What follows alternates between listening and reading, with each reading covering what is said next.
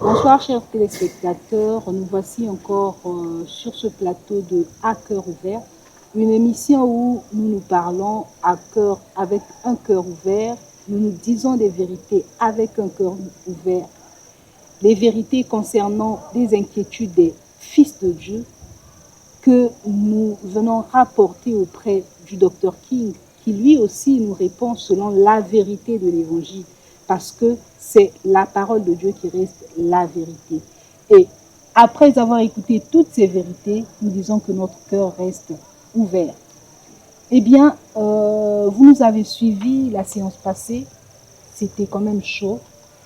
Nous voici encore là auprès du docteur King pour coincer. Nous allons parler avec le docteur King concernant ses enseignements, tout ce qu'il est en train de donner au peuple de Dieu. En tout cas, il est taxé de tout. Il est taxé de tout. Et nous avons refusé de nous heurter avec l'onction en prenant des rumeurs ça et là. Nous venons pour lui poser des questions. Voilà pourquoi ce que nous vous donnons aussi une occasion de reposer vos questions. Si vous avez des préoccupations sur les enseignements dispensés par le docteur King, n'hésitez pas de les laisser vos questions en commentaire et nous allons lui faire connaître et au cours d'une prochaine émission, on viendra avec des solutions à vos préoccupations. Docteur King, bonsoir. Bonsoir. Je ne suis pas seule, j'ai aussi avec moi l'un des fils du docteur King, qui lui aussi est venu avec ses préoccupations pour lui faire connaître. Et nous sommes là, docteur, nous allons parler des enseignements. Parce que la fois dernière, on avait essayé, mais faute de temps, on avait juste entamé. Et moi, j'ai une préoccupation concernant ce que vous êtes en train de prêcher présentement.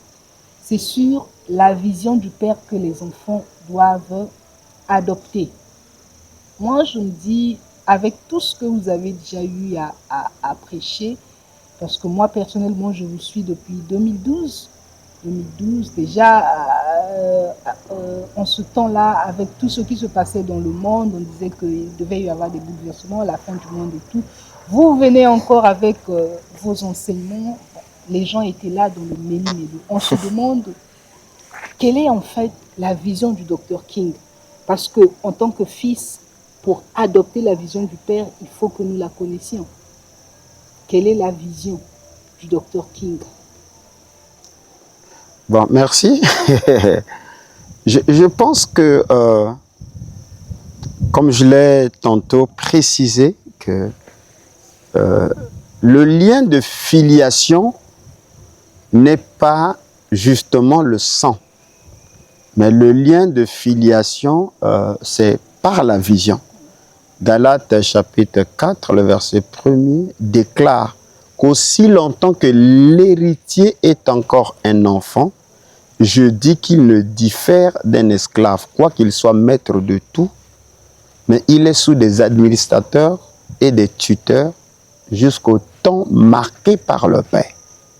Donc, voyez-vous que et Frère Branham a pris cette écriture pour enseigner sur la loi de l'adoption, montrant que ce n'était pas l'enfant né dans la famille qui parvenait directement à l'adoption, mais au contraire, c'est l'enfant qui avait assimilé la vision du père qui était placé en position d'héritier ou en position, bien sûr, d'autorité.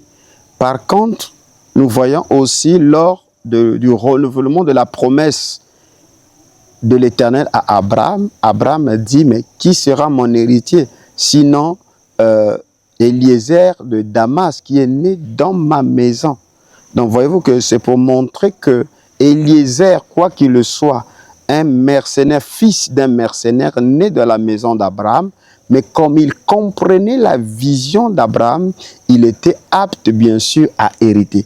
Donc, le lien profond de filiation, c'est un lien de vision, parce que le père montre au fils et le fils ne fait rien sans avoir vu au père. Donc, je pense que nous avions fait un long chemin Et dans les psaumes, il est dit que les fils de la jeunesse sont un héritage de la part de l'Éternel, mais c'est aussi une récompense. Mais pour le guerrier, les fils sont aussi des flèches. Et lorsque on est attaqué, ben, les flèches sont dans le carquois du guerrier.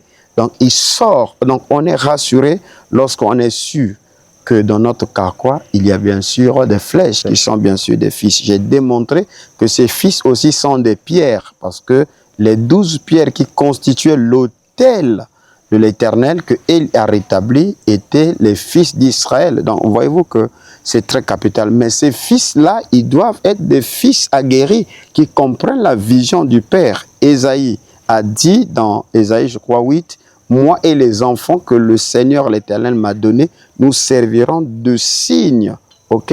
Donc, dans les Hébreux, Paul dit que, voyez-vous, que les fils participent au même son avec leur Père.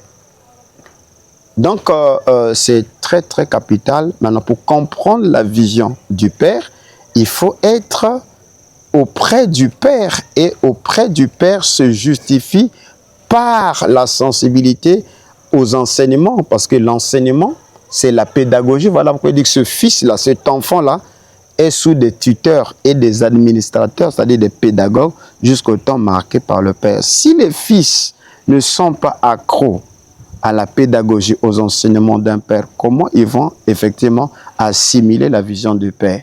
Voyez-vous que la vision, c'est toute une pédagogie. Ce n'est pas 1 + 1 = 2, ok? Il y a toute une méthodologie, il y a tout un cheminement dans les enseignements que j'ai dispensés. Et d'ailleurs, la clôture, s'il faut voir aujourd'hui l'atterrissage, c'est que l'objectif était de faire de mes fils des fils qui sont des signes dans cette nation et ceux qui sont à l'extérieur. C'est-à-dire, comme il est dit à Josué, le souverain sacrificateur, « Voici les hommes qui sont avec toi, ces hommes-là serviront de signes. » Ok? Mais ces hommes-là deviennent de signes, c'est quand, effectivement, les vêtements de Josué, en tant que souverain sacrificateur, ces vêtements souillés, ces vêtements sales, avec lesquels il se tenait dans la présence du Seigneur, ont été ôtés. C'est là seulement quand Josué est rétabli dans sa position de sacrificateur pur, que ceux qui sont avec lui, c'est-à-dire ses disciples, ses fils et tout ça, deviennent des hommes qui vont servir de signe.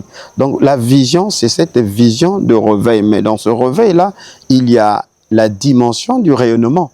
Dans la dimension du rayonnement, c'est là où les enseignements que j'enseigne, que je dispense, ce sont les fils qui doivent les accomplir, ok? Ce sont les fils qui doivent les accomplir. Quand je parle du rayonnement, quand je parle du positionnement, qui d'autres qui seront positionnés, sinon ces fils-là. Mais ces fils-là, pour accéder à ce niveau de rayonnement et de positionnement, ils doivent effectivement être auprès du Père. Parce que le Christ a été engendré, il a été auprès du Père. Comme la parole était avec Dieu et la parole était Dieu. Voyez-vous qu'ensuite la parole est devenue lumière ou chair. Donc les fils qui ne sont pas aux côtés du Père, comment ils vont devenir lumière? Donc voyez-vous qu'il y a un atterrissage. Et dans cet atterrissage, il faudrait que l'onction de Dieu, l'alliance que j'ai avec le Seigneur, ok, doit avoir de l'impact sur les fils qui ont été enseignés, sur les fils qui ont accepté l'alliance et aussi qui n'ont pas eu effectivement honte des endits et tout ça. C'est-à-dire ce sont des fils qui sont restés auprès du Père et quand l'onction coule de la tête, ça borde la barbe, ça descend sur le vêtement jusque le pont de son vêtement, toute l'onction, tout le corps sera ainsi imbibé. Donc c'est ça, de ça qu'il s'agit. Donc les fils, pour assimiler la vision, ils doivent être aux côtés du Père. S'ils sont loin du Père, ils ne suivent pas, ils sont déconnectés. Ils seront des victimes. Ils se font devenir même des portes d'entrée. Okay? Et en devenant des portes d'entrée, ils risquent de se heurter avec une onction. Au lieu que ça produise de la bénédiction, ça risque de produire des effets contraires. Et dans la majeure des cas, je pense que c'est ce qui est arrivé pour certains d'entre eux. Effectivement, je crois que c'est en 2023, mi-2023, fin 2023, vous avez essayé d'aborder ce sujet-là à l'église en présentiel. Mais moi, en tant que membre de l'Église aussi, j'ai senti qu'à à cette époque-là, c'est comme si vous tendiez la main aux enfants ou à ceux-là qui vous suivent d'accepter la vision du Père. Mais présentement, en 2024, on sent que c'est comme si vous donnez, ça devient un ordre, un impératif, que celui qui veut être avec toi doit être celui-là qui adopte votre vision. Est-ce que c'est l'onction qui a évolué ou bien ce sont les, comment est-ce que je vais appeler ça, les retombées, les conséquences des maillons faibles, disons cela, parce que tout à l'heure, vous venez de dire que ceux qui ne comprennent pas ou ceux qui ne sont pas proches du Père sont malléables. Malléables. Est-ce que ce sont les conséquences de cela qui vous poussent? Oui, le problème, c'est qu'il y a ce qu'on appelle l'expérience, ok? L'expérience et puis la méthodologie, vous voyez? J'ai été trop dans la dimension prophétique, croyant que Dieu va donner des révélations aux gens. Et je me disais qu'ils seront révélés. Mais avec le temps, j'ai compris que ils ne vont pas recevoir des songes, ils ne vont pas recevoir des visions, il n'y aura même pas des prophéties. Je pense que la révélation viendra par l'instruction. Et à un moment donné, l'instruction aussi passe par le fouet, par la chicotte. Les gens doivent se déterminer parce que nous avions eu des séances de prière de jeûne où j'étais convaincu que j'ai mis en exergue l'alliance que j'ai avec le Seigneur. Nous avions conduit les gens dans la prière, dans le jeûne. J'ai invoqué effectivement des prières d'autorité pour ouvrir le ciel. Ok? Et nous avons vu des signes pendant, je crois que le premier, le deuxième jour comme ça, en pleine saison sèche, il y a eu tombé de la pluie naturelle. Et après 21 jours de prière et de jeûne, je pense qu'il y a eu beaucoup d'ouverture. J'ai attiré l'attention des fils de comprendre que Dieu était si proche de nous pour ouvrir les canaux de la bénédiction. Mais voyez-vous que comme vous savez que les habitudes sont un facteur qui peuvent aveugler tout un peuple, ok? Donc les enfants n'ont pas saisi. Par ailleurs, je pense que c'est allé loin. Ceux qui sont loin ont plus capté cette énergie-là. Il y a eu même des enseignements que j'avais dispensés où j'avais interdit que cela ne soit pas filmé ni enregistré. Je voulais que ça soit en direct, d'abord en présentiel, que ceux qui sont proches puissent bénéficier de cela. Mais les gens n'ont pas saisi cela. Donc voyez-vous que, mais par la suite, j'ai constaté que les gens sont lents à croire, lents à comprendre, ok? Et puis, je me suis rendu compte aussi, il y a eu l'influence extérieure avec cette croisade de diabolisation. Donc, ça, certainement, ça les a beaucoup affectés. Donc, avec la direction dans laquelle et les enseignements que nous sommes en train de donner, donc il y a un impératif. Chacun doit se révéler aujourd'hui parce que nous avons un certain nombre de programmes. Ok, il y a toute une vision en 2025. Donc, je ne veux pas avancer avec des maillons faibles. Et ce sont ces maillons faibles qui sont facilement malléables, qui sont facilement utilisables pour vous ralentir. Voyez-vous, c'est facile de contrer les attaques extérieures. Mais les attaques intérieures sont les plus difficiles à contrer. Donc, on ne veut pas effectivement que nous soyons victimes des attaques intérieures. Docteur, ne pensez-vous pas que c'est peut-être une faille du côté de votre leadership ou bien vous avez vraiment fait la revue de votre leadership, vous constatez vraiment que le tort vient du côté de vos fils ou bien... Ben moi, je n'ai jamais eu honte d'accepter quand j'ai failli. De toutes les façons, lorsque j'ai dit « je pensais que », qui recevons des révélations parce que j'ai toujours laissé la liberté, ok? Vous voyez que j'ai peut-être un défaut de faire trop confiance, en fait. J'ai fait facilement confiance aux gens, mais sur toute la ligne, je crois que ça s'est toujours mal terminé. Et donc, je pense que en faisant le bilan, quand on fait le bilan, parce qu'on ne peut pas avancer sans un tableau de bord. Donc, c'est ce qu'on appelle l'humilité et la compréhension de tes failles. Donc, quand je dis que chacun doit s'identifier qui est son père, donc aujourd'hui, il y a des gens pour qui je ne peux pas prier. Et je suis sérieux. Chacun doit se montrer qui est son père. Pourquoi? Parce que j'ai toujours fait ça et je sais que ça n'a jamais marché.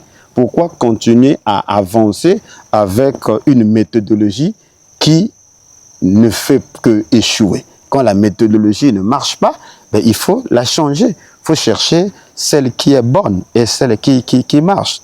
Donc, voyez-vous qu'il y a cet aspect-là de confiance. Et cet aspect de confiance, ça m'a mené dans une répétition de ce que j'appelle la déloyauté. Donc, tu trouves moins de personnes qui sont loyaux, que ce soit au niveau des serviteurs de Dieu, au niveau des gens à qui tu confies des responsabilités. Donc, les gens brillent trop sur la question de la déloyauté. Donc, c'est un problème à résoudre parce que j'ai une vision, j'ai des projets qui viennent dans la suite des temps. Donc, je veux travailler avec des fils, mais qui sont loyaux. Parce que Frère Branham parle aussi des fils renégats. Des fils renégats. Et les fils renégats ne peuvent pas hériter. Vous voyez? Lorsque tu es entouré ou tu as beaucoup de fils, alors qu'ils ne comprennent absolument rien, voyez-vous qu'ils peuvent être classés dans la dimension ou dans la catégorie de fils renégats. Et aucun père ne sera heureux de traiter avec les fils renégats. Donc, on n'a pas besoin aujourd'hui, parce que nous ne voulons plus retomber dans les mêmes déboires. Voilà pourquoi nous pensons qu'il faut qu'il y ait des fils, et les fils, ce sont ceux-là qui incarnent la vision du Père. Parce que, voyez-vous que quand on est fils, aujourd'hui on a des fils qui font leurs œuvres. Un fils qui a des œuvres, un fils qui a un royaume. Voyez-vous qu'avec le Christ n'a pas l'œuvre, il faisait l'œuvre de son Père. Et tout ce qu'il gagnait, il les amenait dans le royaume de son Père. Voyez-vous que le Fils n'avait pas de vision, c'était la vision de son Père. Okay? Donc, quand un Père enseigne, c'est que cette parole doit être vécue par des fils. Les vrais fils, ce sont ceux-là qui comprennent la direction, bien sûr, de l'Esprit. Parce que lesquels qui sont bénéficiaires, effectivement, de l'onction, des recommandations, okay? de l'orientation de l'Esprit d'un père ou de la bénédiction du père, c'est bien sûr les fils. Parce que ce n'est pas les fils qui bénissent le père, c'est le père qui bénit le fils. Jacob a béni et Joseph et ses fils. Voyez-vous que Joseph était déjà premier ministre. Il était vizir en Égypte. Donc nous sommes là dans une dimension de la spiritualité la plus profonde. Parce que nous avions trop avancé avec la logique brebis et tout ça. Ça ne tient pas, on a besoin de fils. Et les fils sont un héritage de la part de l'Éternel. Les fils sont aussi des flèches. Parce que là où nous allons là, mon frère, il faut que l'armée soit bien structurée. Nous ne voulons pas lorsque ça va crépiter là, alors que tu cherches les flèches ici. Et ils ne sont pas là, ça ne tient pas. Déjà, en début 2024, vous avez commencé à parler de la prospérité, de l'excellence, les bénéfices du salut acquis par Jésus-Christ. Mais apparemment, nous sommes en fin 2024. C'est maintenant que vous faites la sélection de vos troupes. Ne pensez-vous pas que vous avez donné des perles au pourceau déjà dès le départ, depuis janvier, février, maintenant là? C'était peut-être pas au départ, de préférence plutôt, de faire la sélection avant de donner ces... Non, le Seigneur prêchait en public, ok? Oui. Mais les explications, ok? La révélation, les mystères du royaume, il les dispensait dans un cercle fermé qui était le cercle fermé, c'est-à-dire le disciple-là. Oui. Donc, on a apporté un enseignement. Ce n'est pas tout ce qu'on a dit, c'est juste l'entrée dans la matière, parce que il faut toujours se référer que nous sommes dans une communauté très fermée. Nous sommes dans une communauté très enclavée, dans une communauté qui n'accepte pas l'évolution. Lorsque nous avons commencé avec l'enseignement sur le paradigme du pauvre Lazare et tout ça. Je bénis le Seigneur pour le président Oko qui avait sponsorisé effectivement ces émissions, parce que c'est lui qui m'a fait venir à Brazzaville dans le temps pour se reposer avec la famille, et comment le Seigneur m'a ouvert, donné l'orientation de donner cet enseignement-là. Mais je vous dis que les premières vidéos, lorsque c'est rentré dans le groupe des pasteurs, ça avait fait 2 mois, les gens ne dormaient pas, parce que les gens étaient accros à la médiocrité, les gens étaient accros, ils étaient revêtus du manteau de la pauvreté. Donc c'était pas difficile, facile pour que les gens acceptent qu'effectivement l'excellence est l'apanage ou une bénédiction, une faveur même de la part du Seigneur pour ses fils. Par la suite, nous sommes venus en début d'année pour introduire les séminaires. Voyez-vous que nous sommes retrouvés à Delizy, chez le pasteur Odé, à Pointe-Noire ici, chez le pasteur Jos Mikala, que je salue, aussi à Brazzaville, chez le prophète Massamba. C'était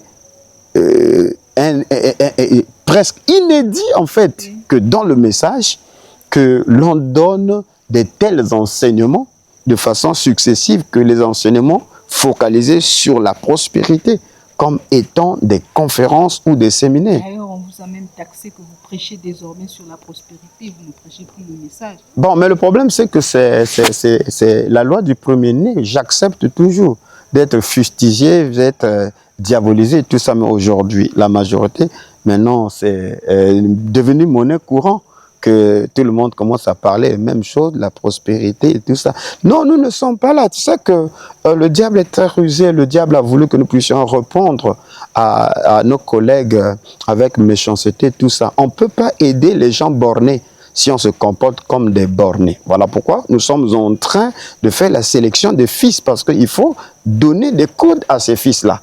Parce que la réponse pour aider ces gens-là, ça doit être une réponse palpable. Et j'ai fini par comprendre qu'il faudrait qu'il y ait en quelque sorte des prémices de premier-né. Il faudrait qu'il y ait des échantillons. Et pour que ça marche, il faut qu'il y ait de la fidélité. Il faut que les gens comprennent que fais ça, tu vas arriver ainsi. Par exemple, j'ai un fils, bon, quand nous étions à Dolizy, il avait vu dès que j'ai enseigné que la loi première est la loi des prémices. Et après, il y a quelqu'un qui a envoyé sa prémisse depuis le Togo. Il a vu ça et ça l'a indigné. Et c'est là où il a compris, l'un de mes fils dit que c'est vrai ce que le docteur, notre père nous a toujours dit, qu'on a un problème. Comment une personne, avec quelle rapidité, alors que nous nous sommes proches. Et ce fils-là avait dit, moi je veux mourir de faim, je paye ma prémisse. Il est venu, il a payé sa prémisse, je l'ai utilisé effectivement pour acheter quelques instruments. Et je l'ai béni, j'ai prononcé des paroles. Ça n'a même pas fait 2 mois. Il y a eu des ouvertures et il était dans l'embarras. Alors il s'est posé la question, quoi? C'est Dieu qui me bénit? Non, c'est pas Dieu qui te bénit. Dieu vous avait déjà béni. C'est juste une loi que tu as activée. Donc, parce que tu as compris.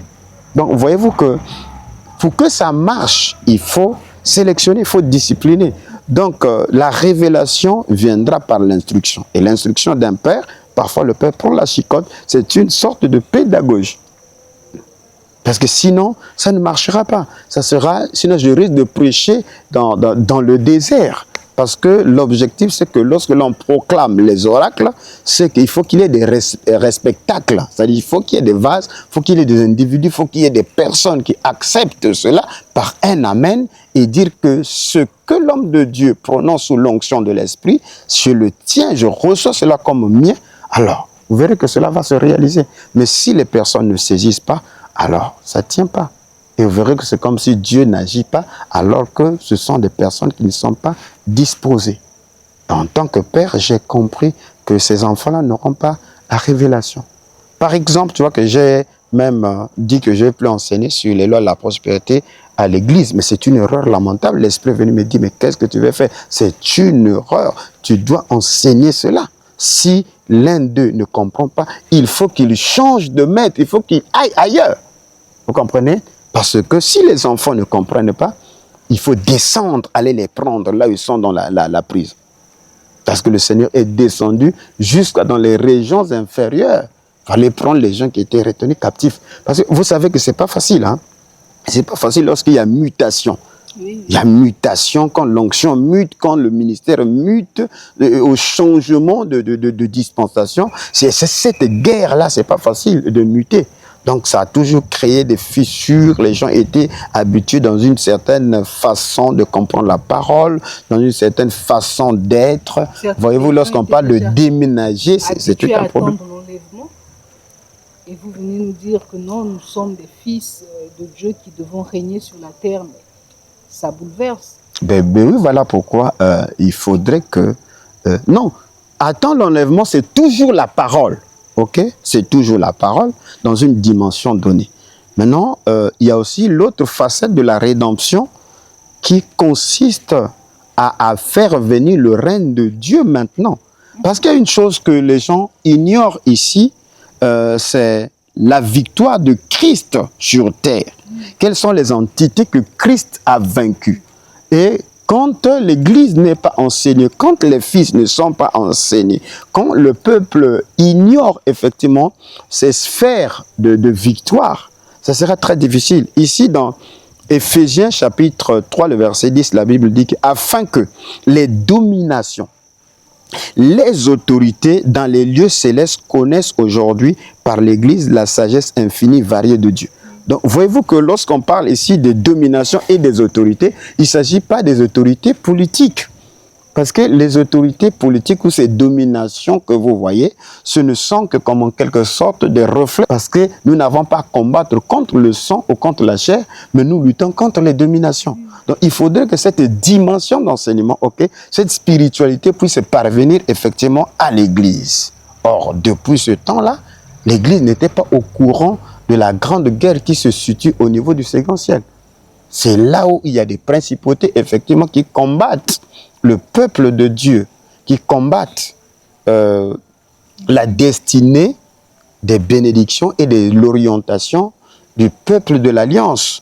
Parce que dans Daniel 10, on a vu qu'il y a un ange qui a été retenu pendant 21 jours par un prince des ténèbres, jusqu'à ce que Daniel a prié afin que l'ange d'Israël, le gardien d'Israël, l'ange Michael, soit libéré pour venir effectivement libérer l'ange qui avait le message important pour la destinée ou l'avenir des enfants d'Israël. Donc, voyez-vous que dans Éphésiens chapitre 6, le verset 12, Paul continue avec la même pensée, car nous n'avons pas à lutter contre le sang, la chair et le sang, mais contre les dominations, contre les autorités, contre les princes de ce monde de ténèbres, contre les esprits méchants dans les lieux célestes. Donc l'Église ignore la grande guerre, la grande bataille.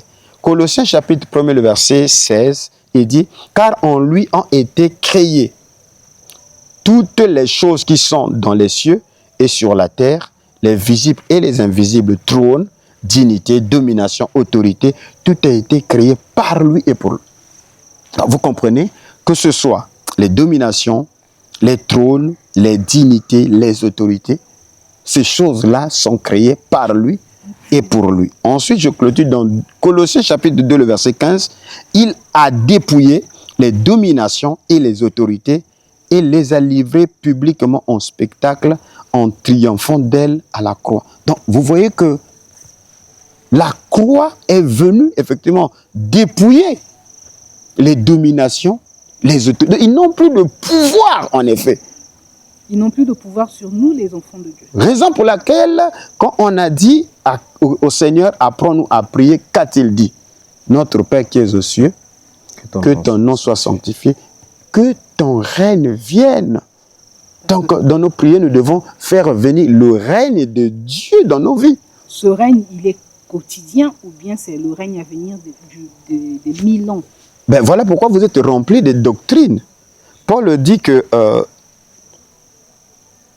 il y a au moins 4 niveaux de langage. Il y a le langage, les langues, et le langage de la connaissance, et le langage de la prophétie, et le langage de la révélation.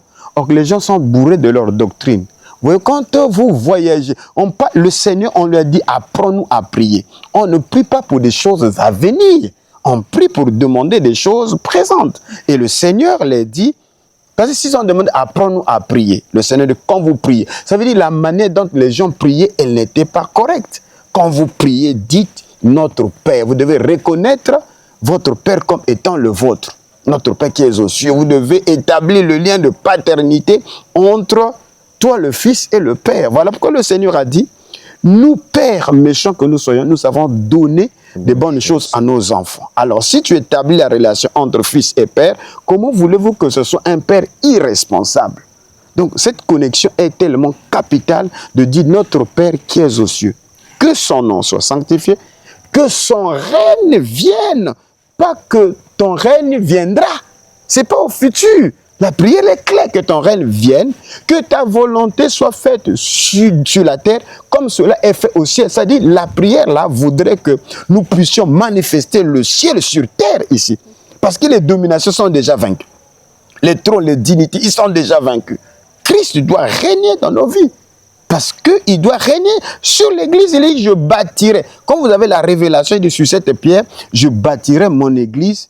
Et donc, les portes des séjours des morts ne vont pas prévaloir. Ça veut dire les dominations, les autorités, les princes de ce monde de ténèbres ne vont pas régner, ne pourront pas vaincre cette église. Pourquoi? Parce que le règne de Dieu serait déjà établi dans les cœurs des saints. Et quand il finit, que ta volonté soit faite sur la terre, comme cela est fait au ciel. Qu'est-ce qu'il dit? Donne-nous le pain aujourd'hui, le pain quotidien.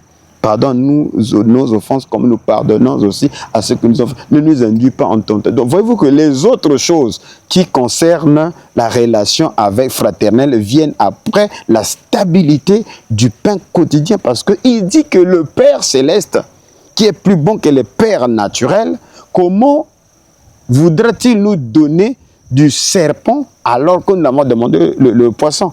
Comment voudrez-vous que Dieu vous donne des pierres alors que vous lui demandez le pain? Donc il est tellement merveilleux. Voilà pourquoi il est essentiel que nous puissions établir effectivement ce lien de filiation entre nous et le Père. Donc ce sont les doctrines. Nous sommes tellement bourrés de schémas doctrinaux que lorsque la parole de Dieu est enseignée, au lieu que ça vienne dans le cœur, nous avons des scaphandres en fait. C'est ça, voilà pourquoi je parle des fils qui comprennent l'onction du Père. Parce que si vous vous adressez à un tel peuple, pendant ce temps que je parle la venue du règne de Dieu, eux, ils ont un scaphandre. Des schémas doctrinaux, ils renvoient le règne après 1000 ans. Voyez-vous que la parole n'aura pas produit des effets. C'est ça le problème de Jean chapitre 11, Marc et Marie. Quand Jésus est venu, ils ont dit quoi? Ils ont fait la réponse. Si tu étais là, mon frère ne serait pas mort. Qu'a dit Jésus? Je suis la résurrection et la vie. Mais les sœurs là, qu'est-ce qu'on en dit? Oui, je crois que mon frère ressuscitera au dernier jour. Donc, voyez-vous qu'il y a 2000 ans de cela. Donc, elle a fait un voyage doctrinal. Qu'il doit y avoir 2000 ans des âges de l'Église. Après, il y aura encore 1000 ans après. Et il y aura une résurrection générale. Donc, tu vois que Jésus n'a pas dit ça. Jésus parlait au temps présent que je suis la résurrection et la vie. Elle était bourrée de schémas doctrinaux. Lui dire que non, elle ressuscitera au dernier jour. Jésus dit non. C'est même maintenant, si tu crois, tu verras la gloire de Dieu. Donc je pense que ramener le règne de Dieu au futur, c'est les schémas de doctrine. Et c'est ça ce qui bloque effectivement la manifestation des paroles prononcées sous l'onction de Dieu. À cause des doctrines. Ils sont bourrés de leurs doctrines. Voilà pourquoi nous sommes obligés d'établir une rigueur des fils. Parce que les fils ont la vision du Père. Le Père est en train de parler de maintenant là. Tu fais ça, ça va t'arriver. Bon, si toi, tu as des schémas doctrinaux que qui t'embourrent. Après la finalité, non, je ne vois rien, on ne voit rien, alors qu'ils ont un problème très sérieux. Ils n'ont pas reçu la parole dans leur cœur.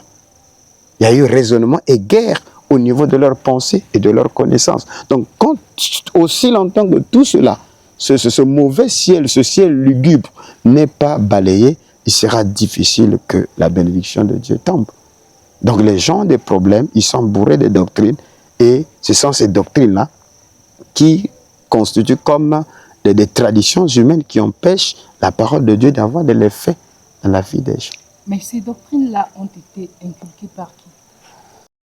Bon, mais est-ce que vous ne reconnaissez pas votre part de responsabilité dans ça? Parce que si ma mémoire ne me fausse pas, en 2023, vous avez fait un enseignement comme ça où vous disiez que les gens étaient déjà ivres du vieux vin et qu'il fallait vraiment qu'ils vomissent ce vieux vin pour recevoir le nouveau. Mais le docteur King n'a pas changé. Vous voyez, mon cerveau, ou bien le cerveau de tout être humain est conditionné à voir le docteur King comme ça, qui m'a donné le vieux vin. Une année, 2 ans après le docteur King, le même docteur King vient me dire que non, le vieux vin là, il faut le vomir, prends le nouveau. Par quelle voie de repentance ou comment Bon, ça n'a jamais toujours été aussi le vieux vin. Voyez-vous que je vous ai montré que mes enseignements n'ont jamais été entrecoupés. Ok? On a utilisé une méthodologie. Parce que ce que nous disons aujourd'hui, déjà, ça s'est reçu avec difficulté. Rendez-vous compte que si nous disions les mêmes choses, il y a de cela 14. J'allais me retrouver seul.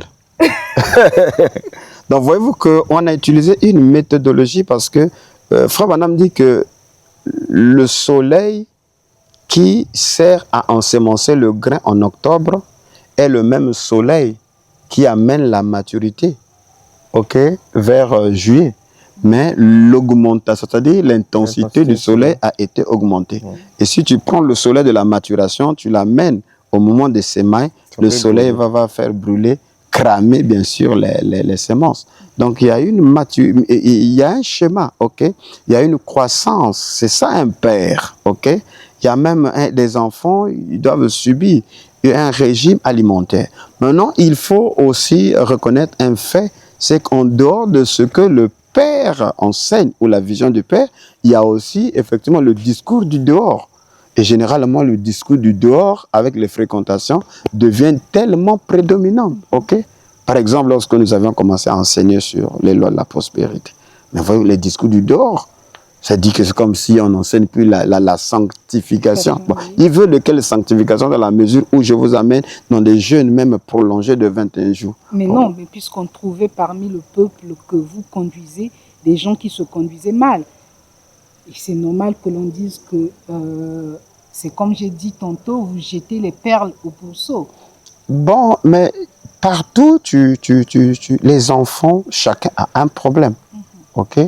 Chacun a un problème. Et c'est aussi un père, c'est ça, que vous êtes obligé de descendre dans la prison, dans des régions inférieures, pour les faire sortir. Chaque personne a sa croissance, a son schéma, bien sûr, de croissance. Le problème, c'est que vous voulez avoir les gens ayant des mêmes expériences. Et c'est ça la religion que les gens ont créée. Bon, regardez un peu lorsque une sœur abandonne le message. Dès qu'elle abandonne le message, 2 mois après, elle met les boucles d'oreilles, elle se fard, elle porte les pantalons. Parfois, elle a une longue expérience. Bon. Ça veut dire que c'est juste le dogme qu'il a mis dans cette condition. Parce que sous-entendu qu'elle a changé l'église, ce n'est pas un problème. Elle a changé de communauté. Pourquoi elle n'a pas gardé les vertus qu'elle a acquises parmi les croyants du message? Donc vous voyez que on a toujours besoin d'avoir des gens qui ont la parure extérieure, des gens qui vivent comme s'ils sont des saints. Ils ne sont pas des saints. Mais même les pasteurs qui prêchent la sanctification, vous les voyez dans les scandales les plus horribles. Donc vous faites à un moment donné semblant. Vous voulez avoir des gens au même niveau. Ça ne fonctionne pas comme ça. Le royaume de Dieu, même il y a ce qu'on appelle des prémices. Okay? Dans le champ, il y a les prémices. Okay? Il y a ensuite la moisson. Et toutes les semences n'arrivent pas au même moment à maturité. Ce n'est pas ça qui va faire que nous ne puissions pas enseigner. Il y a des gens qui paraissent saints, mais lorsqu'on dit allons-y prier, ils ne prient pas. Vous comprenez? Bon, il ne vous parle de quelle sainteté, parce que la sanctification, c'est la purification, mettre les pensées en ordre. C'est comme ça que Frère Branham définit la sanctification. Ok, la sanctification, ce n'est pas ce qu'on pense que la rigueur et tout ça, bien que ça va avec, mais c'est d'abord la pensée. Donc quelqu'un peut avoir une parure extérieure, mais ses pensées sont tellement corrompues. Merci beaucoup, Dr. King. Je ne voudrais pas monopoliser la parole. Je vais passer la parole au frère lui aussi certainement qu'il a une JVCR. Des questions. Oui, oui, oui. En tout cas, merci beaucoup, Sœur Barilla. J'ai écouté tes préoccupations avec beaucoup d'attention. Et j'ai aussi apprécié la façon dont le docteur King a apporté ses réponses, hein, qui ont été succinctes mais très précises. Voilà, et on a l'impression qu'à chaque réponse, non, à chaque question, il y a une réponse, et dans chaque réponse, on peut toujours trouver une autre question à poser, donc ça devient comme une suite sans fin. Oui.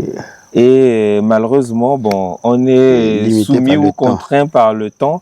C'est difficile d'avoir 1000 questions à poser. Moi, je voudrais revenir rapidement sur ce que vous avez développé au sujet, en fait, des fils. En vous écoutant parler, je semble comprendre que c'est comme s'il y a comme une déception, comme un sentiment de trahison ou comme un sentiment d'un devoir pas accompli. C'est comme si vous prêchez dans le désert, donc vos fils ne semblent pas suivre vos enseignements. Est-ce que c'est le sentiment que vous avez? Est-ce que vous pensez que vous êtes mal compris, ou encore peut-être que les enseignements que vous dispensez sont un peu au-delà du niveau acceptable de vos fils? Enfin, je prends un exemple terre à terre. C'est comme si vous êtes enseignant, vous vous évertuez d'enseigner les notions de la terminale aux élèves qui sont encore en 6e, qui n'ont pas fait tout le parcours du collège et même pas du lycée, mais vous allez un peu plus en haut. Est-ce que c'est pas ça la source du problème, ou bien c'est peut-être la méthodologie aussi que vous utilisez qui n'est pas adaptée au niveau spirituel de vos fils? C'est ça la première question. Oui, en fait, voilà pourquoi j'ai dit que c'est le temps. Le temps, il faut toujours, en avançant, on vérifie pourquoi. Voilà pourquoi j'ai parlé des abîmes. Que le ministère du 3e pôle, c'est aussi aller prêcher aux âmes qui sont en prison. Et étant monté, il a fait des dents aux hommes. Mais monter, c'est aussi descendre. Et quand on descend, c'est pour aller prendre ceux qui sont captifs. Et ce n'était pas les démons qui étaient captifs. C'était bien sûr les saints qui étaient retenus par des couches. Effectivement, Christ est descendu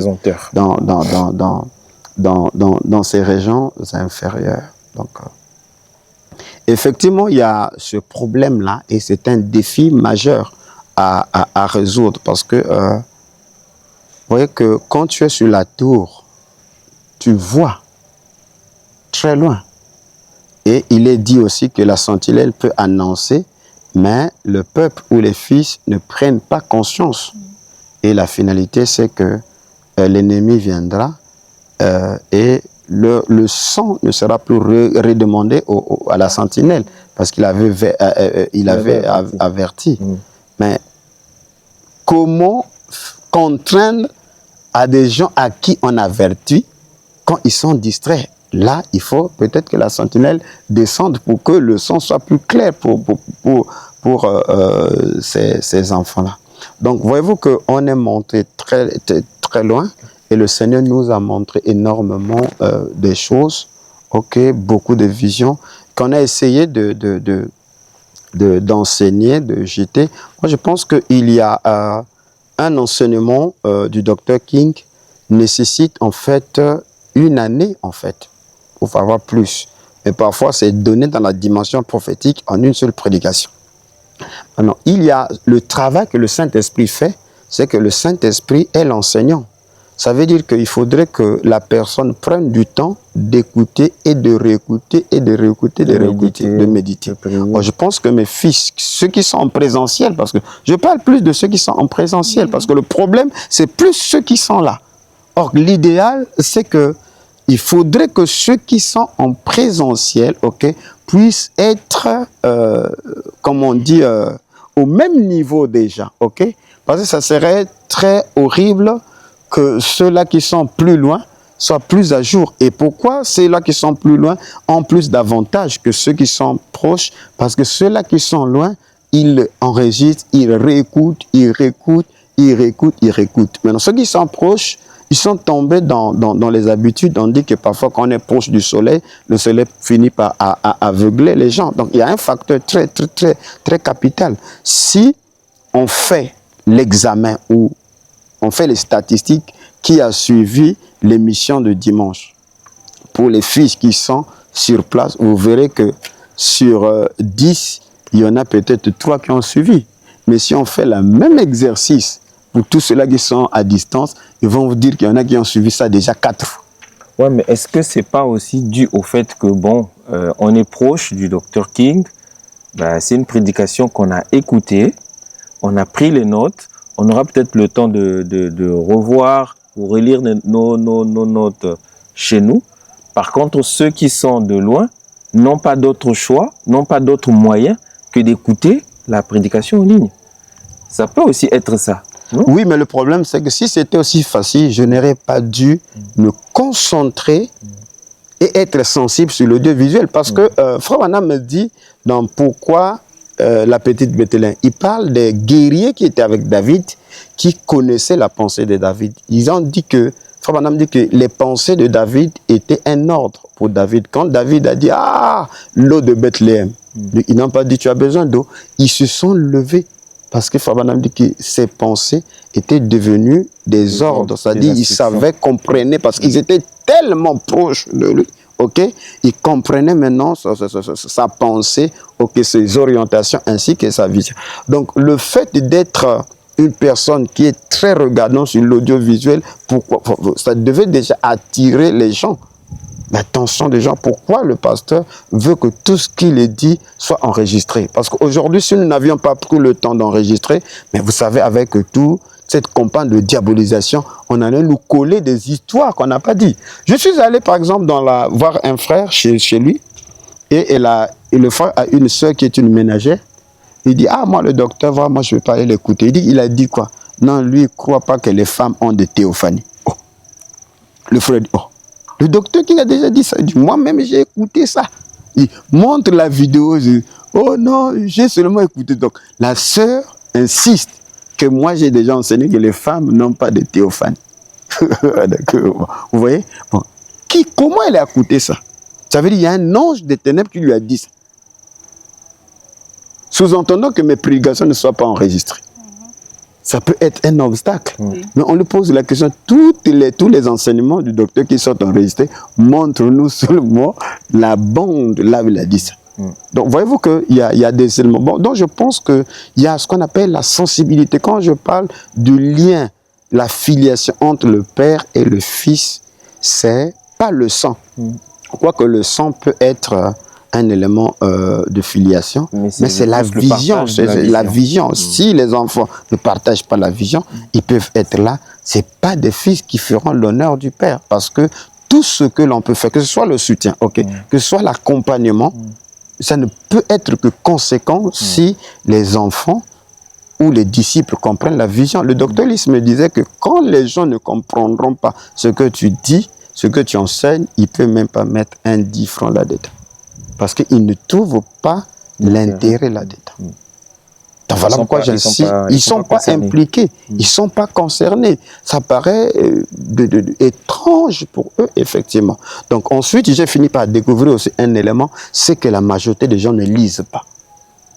J'étais horrifié. C'est un peu le constat qu'on trouve de façon générale dans les assemblées du message aujourd'hui. Mais voilà où quelquefois, on amène les gens soit à ne rien lire parce que le frère Branham a déjà tout dit, ou encore seul le pasteur comme le prêtre peut lire pour nous. Et voilà, ça nous suffit. Soit donc, on ne peut lire que des... Mais voilà pourquoi que la Bible, voilà pourquoi je dis que je découvre un certain nombre de failles, effectivement. Parce qu'on peut se rendre compte que... Parce qu'il faut se poser la question, mais comment ils n'arrivent pas à assimiler? Alors que c'est aussi clair. Mais on se rend compte qu'il y a un sérieux problème parce que, par exemple, de lecture. J'ai découvert cela, même les enfants les plus proches, qui m'accompagne partout, je découvre que, en fait, papa, je lis pas, je retiens pas. Il dit, oh, mais tu es licencié, tu as même un master. Mais comment? Voyez-vous que, mais c'est ma fille qui m'a fait découvrir cela. Quand ma fille a pris le document par curiosité sur la puissance de la pensée positive, elle m'a dit, ma fille de 12 ans, que je suis à 25e chapitre, voilà ce que, quand j'avais commencé sur le renouvellement de la pensée. Et quand elle a commencé à expliquer cela, et même ses tantes, cela a commencé, chacun voulait maintenant lire et tout ça. Et c'est là que je découvre que les gens n'ont pas la culture de la lecture. Donc voyez-vous que c'est une surprise que de me rendre compte que je parle à des gens qui sont ennemis de la lecture. Donc on commence à comprendre les failles, les ralentissements, pourquoi un certain nombre de choses n'ont pas pu avoir de l'ancrage ou de se stabiliser dans la vie des gens. Vous voyez? Donc il faut refaire la machine. Ok, il faut rééduquer, reprogrammer effectivement les enfants. Si on continue ainsi, des grandes choses qu'on va déposer dans la suite du temps, ça sera catastrophique. Ils bénéficieront absolument à rien. Ok, c'est très bien. Merci pour ces réponses, Dr King. Et on va toucher maintenant aux enseignements. Je vois bien que la sœur Barilla, à notre gauche, en fait, a plus souligné les enseignements des années 2012 jusqu'à quasiment 2023. 23, ouais, je pense. Et seulement, depuis le début de cette année, j'ai remarqué que, d'abord, vous avez déménagé de White Eagle Tabernacle à Timbamba, là où vous étiez. Vous êtes allé à l'OCH, au Rocher des Âges, où vous dispensez des enseignements sous forme de séminaires ou de conférences. Mais seulement, en fait, ces enseignements ont été dénommés enseignements inédits.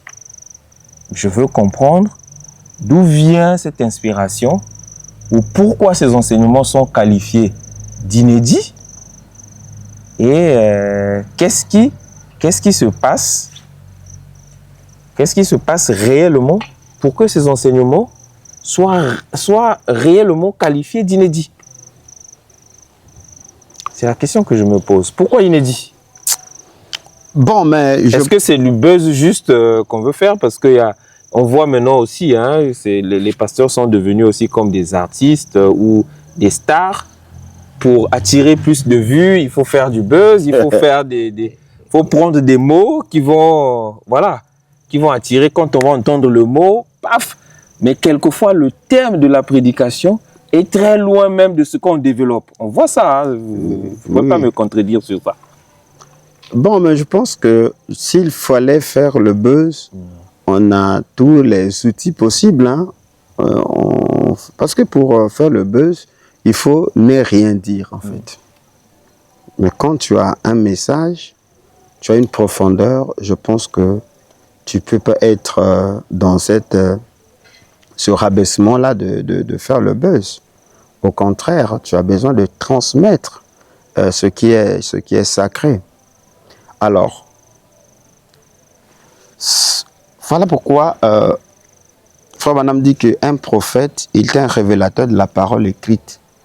Mais aussi, il révèle la parole qui est inscrite dans sa propre vie. Vous voyez?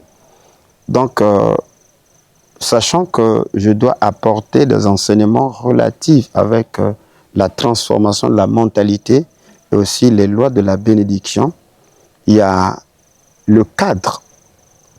Le cadre. Donc, le cadre dans lequel nous étions était incompatible avec les nouveaux enseignements que je devais dispenser, tout en sachant que parmi les enseignements, il y aura l'enseignement sur le déménagement. C'est la raison pour laquelle j'ai imposé d'abord ce déménagement-là.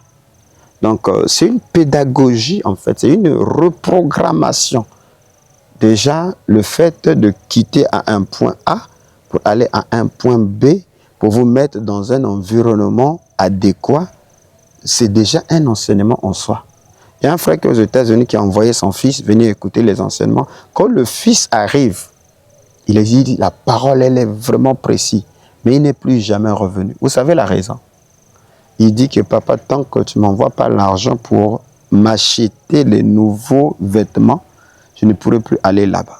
Il est reparti d'abord communier dans son église. Il dit, oh, mais est-ce qu'on t'a dit de t'habiller là-bas? Il dit, parce que personne ne m'a dit de m'habiller correctement ou avec de nouvelles amies. J'ai rien que l'environnement dans lequel le docteur enseigne, ça t'impose de changer ton vestimentaire. Vous voyez des histoires comme ça.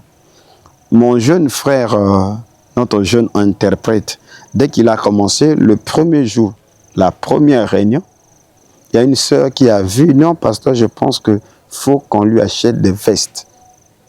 Alors qu'il était en veste, il dit non, une sœur est allée acheter les habits au jeune interprète. Si nous étions dans la vieille église, la sœur là n'allait pas voir que l'interprète faut l'habiller. Parce que vous voyez que c'est les conditions. Donc déjà, que vous le vouliez ou pas, vous êtes déjà affecté ou infecté par cette atmosphère-là. Ça a déjà de l'effet sur vous. C'est l'atmosphère de l'excellence. Donc voyez-vous qu'on peut le dire, mais on peut vous mettre dans des conditions. Vous voyez que nous sommes au 6e mois depuis que les enseignements commençaient. Mais au début, ce n'était pas facile pour que les gens acceptent que c'est ici notre lieu de culte. Et ça, c'est aussi l'église. Donc, voyez-vous qu'il y a tout un travail qui doit être fait. Il y a tout un travail qui a déjà commencé à, bien sûr, être fait.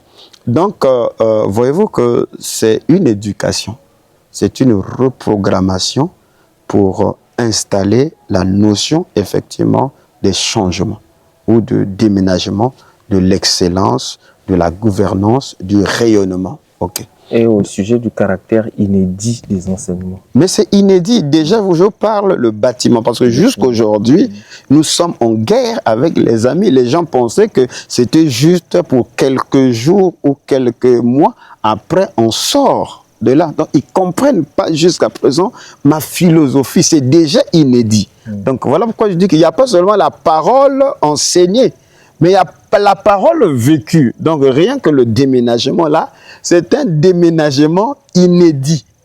Maintenant, à cela s'ensuit des enseignements qui sont aussi inédits. Parce que il n'y a jamais eu des séminaires spécialement sur les lois de la prospérité, de la croissance et de l'excellence. C'est inédit dans ce message. Voyez-vous que, donc, on rentre dans un nouveau palier, dans une nouvelle dimension.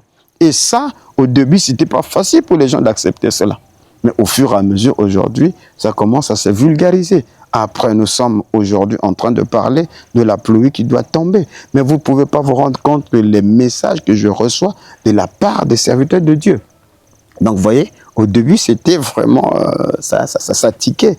Mais au fur et à mesure, bon, vous voyez que vous ne pouvez pas continuellement cacher la lumière, la vérité. Elle finit toujours par triompher. Les gens prennent du temps, ils écoutent, ils réécoutent. Bon, après, les gens comprennent, mais il n'a pas tort. Il a raison. Les enfants de Dieu doivent être bénis. Les enfants de Dieu doivent exceller.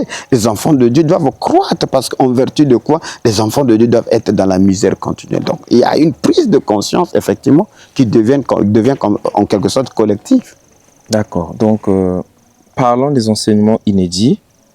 On comprend bien que les enseignements inédits commencent par le cadre, par la vie, par ce changement-là. C'est ce que l'environnement qui doit montrer l'excellence. On le comprend bien. Je voudrais en fait insister sur quelques enseignements avant de parler de la pluie que vous venez d'évoquer là. Je me rappelle bien, parmi les enseignements inédits, vous avez enseigné sur deux choses capitales. La première chose, c'est d'abord, vous avez parlé de l'esprit de l'Égypte. La deuxième chose, vous avez parlé des lettres de Babylone. Alors qu'on sait bien que dans l'enseignement biblique, l'Égypte comme Babylone, c'est des peuples qui ont retenu pendant longtemps Israël en captivité. Et il y a même certains enseignements qui ont tendance à diaboliser ces deux peuples-là, alors qu'on reconnaît quelquefois le pharaon comme fils de Dieu, même Nebuchadnezzar aussi comme fils de Dieu. Bon, je ne comprends pas pourquoi vous allez avoir l'idée d'enseigner sur l'esprit de l'Égypte et encore sur les lettres de Babylone, alors que ces peuples-là ont gardé longtemps le peuple de Dieu en captivité. C'est quoi cette inspiration en fait? Bon, mais comme je vous l'ai tantôt dit que quand la théocratie, parce que le règne de la théocratie, c'est le régime des rois placés par Dieu lui-même. Par un prophète. Par un prophète, ok. Donc l'onction qui était répandue, le sacrement qui était répandu bien sûr sur les rois, et si le roi là se mécandisait, alors la sécheresse, les malheurs tombaient sur Israël jusqu'à ce qu'on assistait à la dispersion, après les dispersions, la première dispersion en Assyrie, et puis la deuxième dispersion avec l'arrivée de Nebuchadnezzar à cause de la méconduite, effectivement, de l'idolâtrie qui s'était installée au royaume de Juda. C'est à partir du moment-là, il y a eu rupture de la théocratie. On parle là maintenant de la domination des nations sur Israël, qu'on appelle le temps des reins des nations. Et celui qui ouvre ce temps de règne, c'est Nebuchadnezzar, avec l'Empire babylonien, suivi des Médo-Perses, la Grèce et puis Rome. Donc nous sommes jusqu'à aujourd'hui des prolongements, effectivement, de l'Empire romain par les deux pieds, disons que l'Empire oriental et l'Empire occidental, d'où on a la civilisation romaine. C'est toujours la même civilisation, la civilisation américaine qui a régné jusqu'à présent. Donc nous sommes dans cette configuration-là. Donc nous ne sommes pas... Donc tout ça, c'est la statue de Nebuchadnezzar, c'est le système Babylone. Donc on n'est pas dans le style Israël, où il y a un roi craignant Dieu qui a reçu le sacrement d'un prophète à qui on peut venir réprimander que tu as fait ceci, tu as fait ceci. Les rois qui règnent aujourd'hui, ils règnent avec les forces des ténèbres, avec l'idolâtrie, avec la sorcellerie, la magie et tout ça. C'est ça. Ok, donc c'est la statue de Nebuchadnezzar, c'est Daniel chapitre, je crois, 7, la dispensation des 4 animaux. Donc c'est tellement important. Voilà pourquoi il faut d'abord poser la base prophétique pour que les gens comprennent effectivement de quoi il s'agit. Quand les gens comprennent que nous sommes dans le règne des 4 animaux, c'est-à-dire le système Babylone. Et malgré ce système Babylone, Daniel et ses compagnons ont occupé des postes les plus élevés dans le gouvernement de Babylone et le gouvernement des Médo-Perses. Mais comment ils ont parvenu à atteindre les sommités jusqu'à la 3e personnalité du royaume de Babylone et plus tard du royaume de Perse? C'est parce qu'ils ont été formés. Donc il y a le côté formation. Ils ont été sélectionnés, quoi qu'ils soient de la race royale, la race noble, la famille des nobles, quoi qu'ils soient dotés d'une intelligence extraordinaire, mais ils ont appris, ils ont été mis dans les mêmes facultés, universités, ils ont accédé à les mêmes diplômes, mais la bénédiction, les faveurs divines qu'ils avaient, les ont amenés, à être des excellents, des majorants. Donc, vous ne pouvez pas régner et s'exclure effectivement de la civilisation actuelle. Donc vous ne pouvez pas, c'est là le problème, sinon que ça sera un discours mort, ça sera un discours sans effet.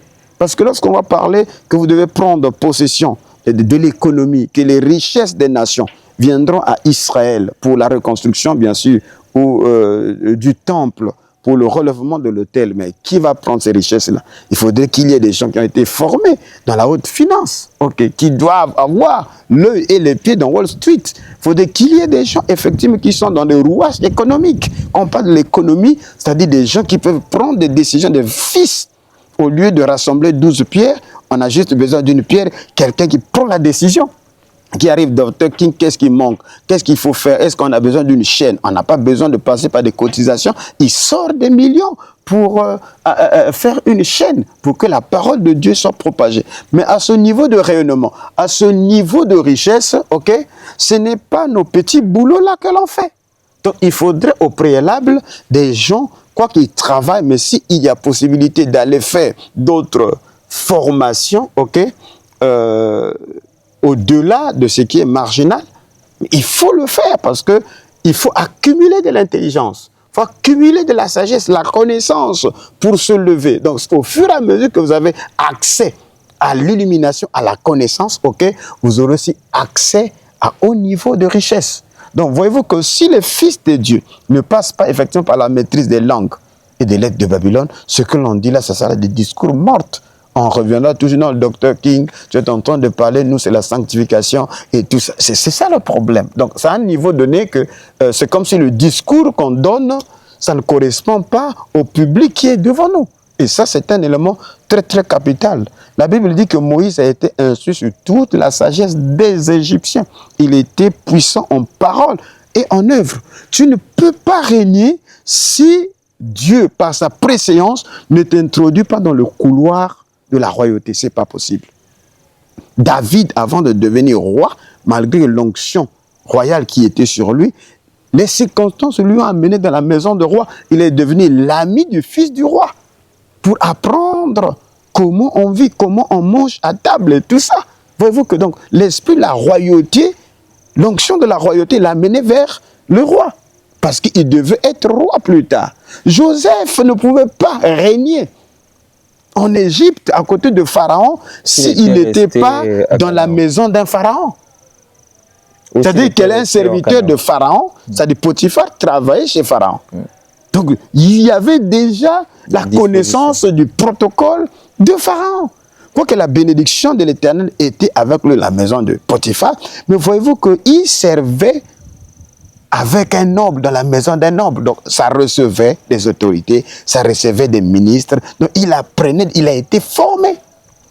Et c'est ça l'a préparé pour bien se comporter, bien articuler, bien dispenser son message devant le roi. Donc, s'assimiler, quoi. À la effectivement, il était déjà assimilé. Donc, il faut s'assimiler. Et les chrétiens sont trop de chrétiens Maranatha.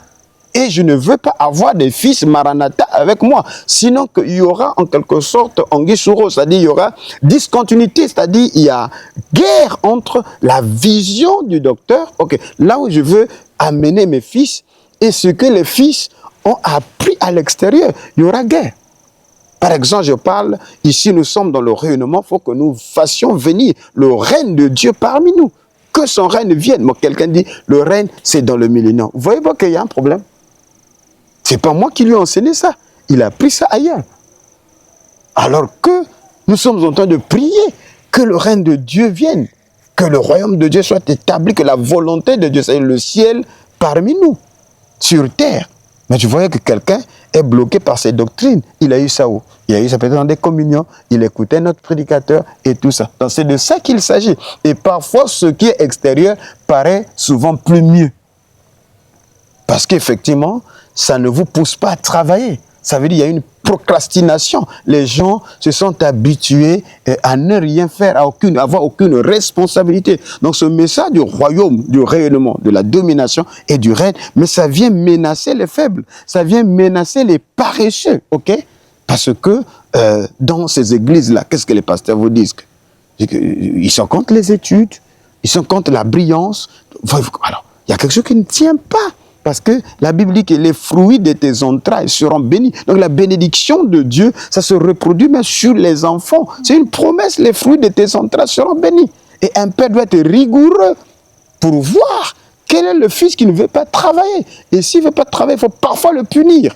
Et la punition n'est pas le signe de haine, mais au contraire, c'est l'expression de l'amour du Père afin que ce fils-là puisse se mettre dans les rangs. Et se corriger, quoi. Et se corriger, effectivement. Ils finiront toujours par se parfaire ou se perfectionner. Merci. Voilà ce qui est inédit. Je vais ajouter une question. Merci pour ces enseignements inédits, notamment la clarification sur l'esprit de l'Égypte, les lettres et les langues de Babylone. On a compris que derrière ces deux notions se cachait la notion d'excellence, d'assimilation et de la compréhension. La noblesse. Les rouages de la noblesse, voilà, de la civilisation et la culture dans laquelle on se trouve aujourd'hui. Tout en craignant Dieu. Bien sûr, bien sûr. Parce que ce monde, la réponse à ce monde, c'est de voir des fils de Dieu et extrêmement bénis, mais craignant Dieu comme Daniel. Parce que, comme Joseph aussi. Comme Joseph, effectivement. La seule chose sur laquelle on pouvait faire des problèmes à Daniel, c'était son programme de culte et son programme de prière. C'est rigueur dans la prière. Mais sinon, dans le travail, il était irréprochable. Donc, la réponse de l'Église à ce monde, c'est de produire des élites sanctifiées, mais avec une connaissance auquel personne ne pourra rien dire. C'est-à-dire, lorsque on n'arrivera plus à lire l'Écriture, alors ce peuple-là, ils seront la réponse, effectivement. C'est de ça qu'il s'agit, que nous sommes la lumière du monde. Nous sommes le sel de la terre. Là, il y a corruption, mettez le sel. La corruption finira par se dissoudre, par se dissiper. C'est de ça qu'il s'agit. Il ne s'agit pas de paraître saint à l'église pour pouvoir nous montrer que tu es la plus sainte ou le plus saint. Non. Ta sainteté que tu as cumulée là, il faut la démontrer. C'est de ça qu'il s'agit. Voilà qu'on parle bien sûr du réveil, qui est la réponse de Dieu à toutes ces questions. Et nous sommes la réponse, la parole faite chair qui devient la lumière dans la saison dans laquelle nous sommes. Okay. Alors, revenons donc sur ce que nous avions dit au sujet des enseignements sur la pluie. Depuis un moment, vous avez enseigné sur un bruit que vous avez entendu qui annonce la pluie. Est-ce que c'est vous seul qui l'avez entendu, comme à l'habitude de dire mon grand Alexis Bobo? Est-ce que c'est que vous qui avez entendu ce bruit, ou encore c'est juste une citation biblique que vous avez pris, vous avez plaqué pour dire bon, moi aussi j'entends comme en fait le prophète l'avait entendu? Ou bien ça annonce aussi réellement une pluie qui va arriver, sachant bien que dans les prophètes de la Bible, la pluie était une bénédiction que le peuple attendait. Oui, Frère Branham m'a dit que la grâce n'est grâce que pour ceux-là qui la reconnaissent comme une grâce. Parce qu'il faudrait qu'effectivement ces fils-là comprennent que l'onction prophétique annonce qu'il y a une pluie. Donc il faut que les gens soient dans l'expectative. Effectivement, c'est une invitation. C'est même un privilège. Parce que qu'est-ce qui est dit ailleurs? C'est la parole faite hier, Frère Branham, aimant de la nuit, Frère Branham. Vous comprenez? Donc, ce qui n'est pas faux aussi. Hein, ce qui n'est pas du tout faux. Mais il y a les défis actuels. OK? Parce que la dimension messianique, le Messie promis à Israël, ça s'est intensifié pendant la période post-exil, quand les Israélites se sentaient tellement oppressés. Alors la réponse de Dieu par les prophètes, il les promettait la venue d'un Shiloh ou du germe. Donc, voyez-vous que la parole de Dieu, les prophéties venaient pour résoudre ou pour reconforter le peuple opprimé dans une période donnée. Parce que si vous n'avez pas de promesses, mais vous ne saurez pas où s'en tenir. Voilà pourquoi quand Israël était sorti de l'Égypte, il sortait avec chacun avec un bâton. Parce que dans la masse, si vous n'avez pas le bâton sur lequel vous vous reposez, la finalité, vous allez succomber. Donc la prophétie, l'annonce, la proclamation de la prophétie est comme le socle, le bâton sur lequel vous vous tenez pour marcher. Sinon, vous serez courbé et vous finirez par tomber. Donc, vous devez remercier. Les fils de l'étendard du Midi, ils doivent remercier le Très-Haut pour l'onction prophétique qui annonce. Parce que déjà, depuis le 29 décembre 2019, qu'est-ce que l'Esprit avait dit? L'absence d'un maître, montrant l'état de ce pays, qu'il y avait l'absence d'un maître. Et une semaine après, le 6, je crois, janvier 2000, que le vin, la rupture du vin, mais la fête continuait. Pourquoi? Parce que les gens étaient déjà ivres du vieux vin. Donc, ce n'est pas des simples prédications. Il faut que les gens revisitent effectivement toutes ces prophéties-là. C'est Dieu qui nous a préparés depuis toujours. Voilà pourquoi, si les enfants ne se cadrent pas avec la vision, ils ne recevront absolument rien. Donc, voyez-vous que nous avions dit que, à partir, écoutez-moi ce que je vais enseigner et la suite de ce qui est arrivé. Et comment le docteur Ake est arrivé après. Nous avons travaillé pendant presque 1260 jours. Les gens n'ont même pas assez compris cela. La loi d'un temps et la moitié d'un temps avec le docteur Ake. Donc, voilà que Frère Branham dit qu'un réveil dure 1260 jours, 42 mois ou 3 ans et demi. Donc, ces choses-là se réalisent sous vos yeux, mais il faut avoir une perception prophétique pour comprendre cela. Donc, c'est pour montrer que en quelque sorte, le ciel est fermé parce que j'avais déclaré que aucune révélation ne sortira des prédicateurs. dit que les gens vont redire les mêmes choses jusqu'à ce que nous revenions pour ouvrir le ciel. Est-ce que vous n'êtes pas trop audacieux en annonçant ça? Ou bien Comme c'est le Dieu prophète qui vous a Élie. dit... Non, mais la voilà. Bible dit qu'Élie fut un homme de même nature que nous. Quand vous n'écoutez pas, vous pensez que c'est moi qui ai l'erreur. Je ferme le ciel des révélations. Nul ne parlera. Vous allez parler les mêmes choses, les mêmes choses, les mêmes choses. Les gens seront fatigués jusqu'à ce que nous revenions, effectivement, avec les séminaires et tout ça. Voilà pourquoi j'entends et j'ai entendu ce bruit. Et Donc, ce bruit est réel. Quand la pluie va tomber, les révélations vont revenir à nouveau. Mais voilà pourquoi on est en train d'appeler cela. La preuve, c'est que lorsque nous avions déménagé, c'était tout un scandale que j'ai fermé l'église et tout ça, comme si les gens ont même pitié de White Eagle Tabernacle. Alors que vous qui êtes berger. Alors que j'ai la vie, je dis non, il faut que les enfants s'asseyent, qu'on discute avec eux. C'est ce qui a été fait pendant 2 mois. Après, nous sommes rentrés dans les séminaires. Et vous avez vu l'impact que cela a eu. Et aujourd'hui, vous n'avez qu'à voir, tout le monde aspire maintenant à la bénédiction, à la bénédiction, à la bénédiction. Gloire soit rendue au Seigneur, parce que Dieu nous a choisis et a fait de nous des premiers-nés. Et les premiers-nés sont des sacrifiés, mais aussi des sacrificateurs, parce qu'ils portent effectivement Nous sommes destinés à être des Joseph, pour se lever et monter avec nos frères. De toutes les façons, quand la pluie tombe, même à Cab, c'est mouillé. Donc c'est une bénédiction pour le corps, une bénédiction, un redéploiement pour tout le monde. Donc maintenant, le problème, c'est que tout le monde s'attendait directement, on vient, pluie, alors qu'il y a tout un cheminement. Il faut rétablir l'autel. Il faut rétablir l'autel. Après l'autel, il faut bien sûr placer le sacrifice. Après placer le sacrifice, l'eau. Enfin, il faut creuser, il faut creuser. Nous avions étudié comment résoudre la crise. Quand j'ai parlé de déménagement, je déménage comme étant une solution pour être à l'abri de la sécheresse. Voilà comment les portes vers nos frères pentecôtistes se sont ouvertes sans forcer.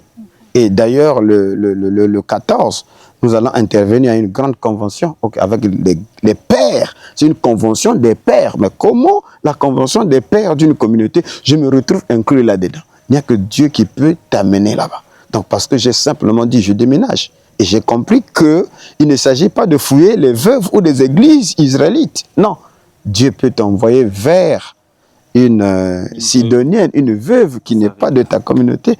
Et c'est elle qui a reçu des ordres à ton sujet. Donc, j'ai libéré mon esprit, voyez-vous. Donc, nous sommes effectivement, parce que la parole de Dieu, comme a dit Frère Branham, la révélation de la parole à un prophète peut venir par la parole révélée, écrite, mais aussi la parole qui s'interprète dans sa propre vie. Donc, il faut que les gens commencent à lire effectivement les enseignements que nous donnons et l'environnement, les accomplissements et les signes. Et ça, il faut l'ouverture des yeux. Voilà pourquoi, après la résurrection, la première des choses que le Seigneur avait fait aux disciples, c'est qu'il les a ouverts l'esprit afin qu'ils comprissent les Écritures. Et sur le chemin de Maús, il avait pris 6 heures pour dissiper le doute en eux. Et c'est vers le soir que lorsqu'il a rempli le pain, leurs yeux furent ouverts et ils le reconnurent. Donc voyez-vous qu'il y a tout un cheminement. Donc après, et bien sûr, d'avoir creusé pour retenir la parole. Et retenir la parole, c'est réécouter, chercher à savoir, mais qu'est-ce que l'Esprit nous dit ici et tout ça. Et une fois que les eaux... Parce qu'Élie, après, est resté comment? Sur le Carmel, en train de prier. Encore et encore. Et le serviteur a été envoyé pour aller voir. Est-ce qu'il y a la pluie? Il dit que je vois un nuage qui monte de la mer. La mer sont les foules. Et le nuage, c'est une atmosphère. C'est le phénomène atmosphérique. Et plus le nuage devient de plus en plus dense, quand le nuage devient de plus en plus dense, la pluie tombe. Donc, voyez-vous qu'il y a toute une procédure. Donc, la pluie ne va pas simplement tomber comme cela. Il faut qu'il y ait le nuage. Ça peut être un petit nuage, mais il faut l'alimenter. Et l'alimenter, c'est les atmosphères. Et les atmosphères, c'est ramener les programmes que j'avais déjà mis en place. Les programmes de louange, les programmes de talent, les programmes d'adoration. Voyez-vous que les programmes de 31 cultes qu'on n'a pas pu organiser, ça, ce sont des éléments pour alourdir le nuage. Parce que si le nuage est faible, la pluie ne tombera pas. Donc il y a tout un cheminement. Et donc nous ne sommes qu'au milieu. Au milieu là. Donc je pense qu'il y a plusieurs enseignements qui vont s'en suivre. On n'est pas pressé et on a compris l'état des enfants.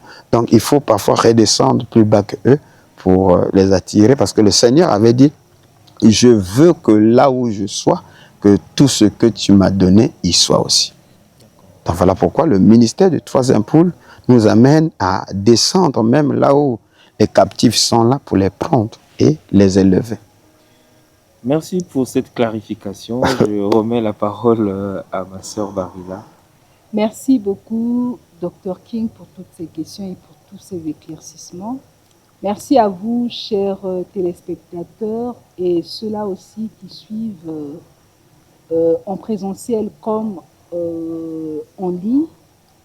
Vous avez suivi le Dr King. En tout cas, moi, je suis, je ne sais pas, mais je garde cette révélation pour moi. Docteur, est-ce que ce que vous avez cité vers la fin, là, ce sont là les programmes d'après 2024, ou bien il y a quelque chose de beau qui arrive après 2024? Parce que, apparemment, vous qui avez fermé les cieux, vous êtes encore monté pour aller prier pour que les cieux s'ouvrent. Est-ce qu'il y a quelque chose de beau qui arrive en 2025? Oui, je pense que 2025, le cap 2025, le Seigneur nous a dit que nous devons être en mois de décembre dans la même atmosphère que le mois de janvier. Parce que le Seigneur a ouvert le mois de janvier par la loi du déménagement et aussi des enseignements sur la loi de la prospérité. Ce qui revient à dire que ce qui est l'alpha, il est aussi l'oméga. Okay? Donc nous devons être dans cette attitude-là pour bien entamer la nouvelle année. Et la nouvelle année, je pense que nous allons plus travailler pour la nation. Voilà pourquoi nous avions dit qu'il y a des réunions qui vont se tenir ici à White Girl Tabernacle et aussi à Brazzaville, à Madingo, jusqu'au nord du pays, parce que nous avons des fils. J'ai un fils à Makwa là-bas qui est en train d'allumer le feu. Donc nous allons nous répondre et il faut que nous puissions mettre la nation dans le feu. C'est ça, effectivement, créer ce nuage-là, que le nuage soit lourd, que le nuage soit lourd. Parce que le nuage était constitué de 5 mains.